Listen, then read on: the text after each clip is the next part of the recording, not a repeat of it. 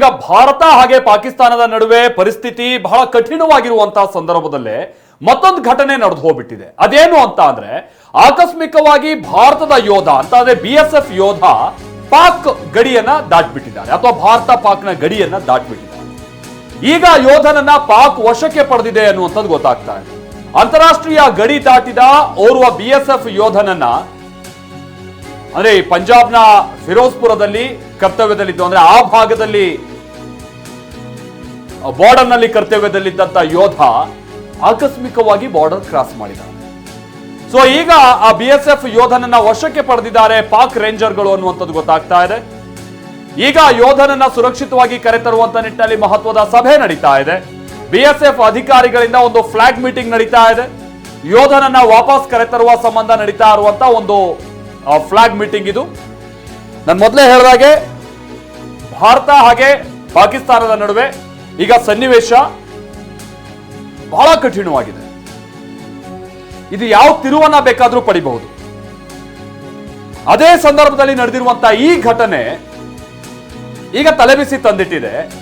ಪರಿಸ್ಥಿತಿಯನ್ನ ಮತ್ತಷ್ಟು ಬಿಗಡಾಯಿಸ್ತಾ ಇದೆ. ಹಾಗಾಗಿ ಈಗ ಭಾರತದ ಕಡೆಯಿಂದನೂ ಕೂಡ ಒಂದು ಸಭೆ ನಡೀತಾ ಇದೆ BSFಗೆ ಸಂಬಂಧಪಟ್ಟಂಗೆ ಅನ್ನುವಂಥದ್ದು ಗೊತ್ತಾಗ್ತಾ ಇದೆ. ನಾವು ಹತ್ತತ್ರ 2019 ಸಂದರ್ಭ ಅಂತ ಕಾಣಿಸುತ್ತೆ. ಅಭಿನಂದನ್ ವರ್ತಮಾನ್ ಇವರಿಗೆ ಸಂಬಂಧಪಟ್ಟ ಹಾಗೆ ಆಗಿದ್ದಂತಹ ಸಮಸ್ಯೆಯನ್ನ ನಾವು ನೋಡಿದ್ವಿ. ಸೊ ಅವತ್ತು MiG-21 ಅನ್ನ ಅವ್ರು ಚಲಾಯಿಸ್ತಾ ಇದ್ದಂತಹ ಸಂದರ್ಭದಲ್ಲಿ ಆ ಪೈಲಟ್ ಸೀದಾ ಹೋಗಿ ಪಾಕಿಸ್ತಾನದ ಗಡಿ ಒಳಗೆ ಬಿದ್ದ್ಬಿಟ್ಟಿದ್ರು. ಹತ್ತತ್ರ 5 ಕಿಲೋಮೀಟರ್ 6 ಕಿಲೋಮೀಟರ್ ಭಾರತದ ಗಡಿಯಿಂದ. ಸೊ ಅವರನ್ನ ಹೊರತರುವಂತ ನಿಟ್ಟಿನಲ್ಲಿ ಅವತ್ತು ನಡೆದಿದ್ದಂತ ಪ್ರಯತ್ನ. ಬಟ್ ವಿಚಾರ ಅಂತ ಅಂದ್ರೆ ಅಭಿನಂದನ್ ವರ್ತಮಾನ್ ಹಾಗೆ ಈಗ ಈ ಅಂತಾರಾಷ್ಟ್ರೀಯ ಗಡಿ ದಾಟಿರುವಂತ BSF ಯೋಧ ಸನ್ನಿವೇಶ ಬಹಳ ಭಿನ್ನವಾಗಿದೆ.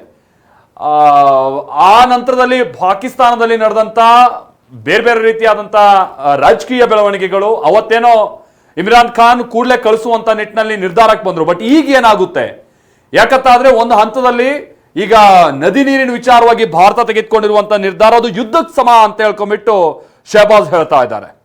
ಹಾಗಾಗಿ ಈಗ ಈ ಯೋಧನ ವಿಚಾರವಾಗಿನೂ ಕೂಡ ಬಹಳ ಕಠಿಣವಾದಂತಹ ನಿಲುವನ್ನ ಏನಾದ್ರು ಪಾಕಿಸ್ತಾನ ಪಡೆಯುತ್ತಾ ಅನ್ನುವಂಥದ್ದು ಕೂಡ ನೋಡ್ಬೇಕಿದೆ. ಬಟ್ ಟ್ರೀಟಿಗಳಿದೆ ಎರಡು ದೇಶಗಳಿಗೆ ಸಂಬಂಧಪಟ್ಟ ಹಾಗೆ. ನಿಜ.